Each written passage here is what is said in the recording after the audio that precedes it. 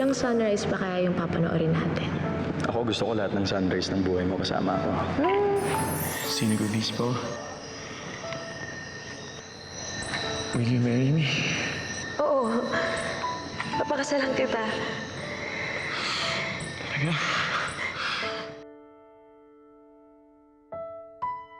Basta kahit anong mangyari, hindi tayo babalik. Kahit anong mangyari, dito tayo magtatagpo.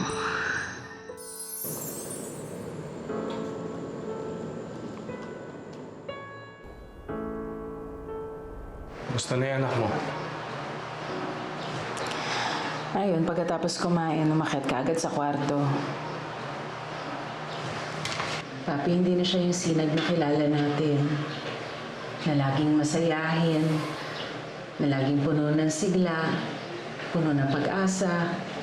Mami, siguro naman malalagpasan din niya yung mga to. Paano kung hindi? Ano ba ang gusto mong gawin natin? Sumunod tayo kay Benji sa Amerika? Ewan ko. Hindi ko alam. Basta ang gusto ko, hindi ko makitang ganyan yung anak natin. Naaawa ako sa kanya, Papi. Naaawa ako sa kanya.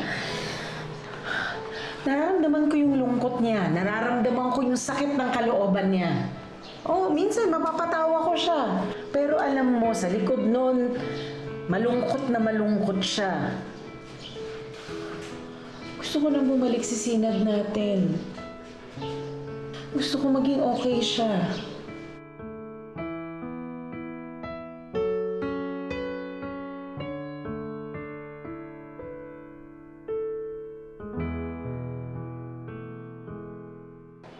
Benji, nandito lang ako. Naghihintay at aasa sa pagbabalik mo. Nangako tayo sa isa't isa. At pangahawakan ko yun kahit na ano ang mangyari.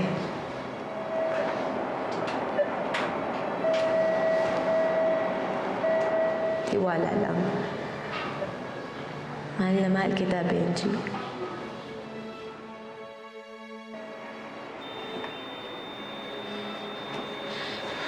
Benji! Benji! Benji! Nurse! Nurse! Help! My son needs help! Help! Benji! Benji, anak! Help! Help! Please help!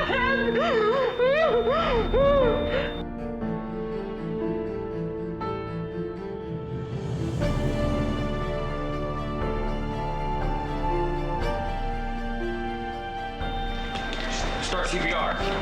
Check his vitals.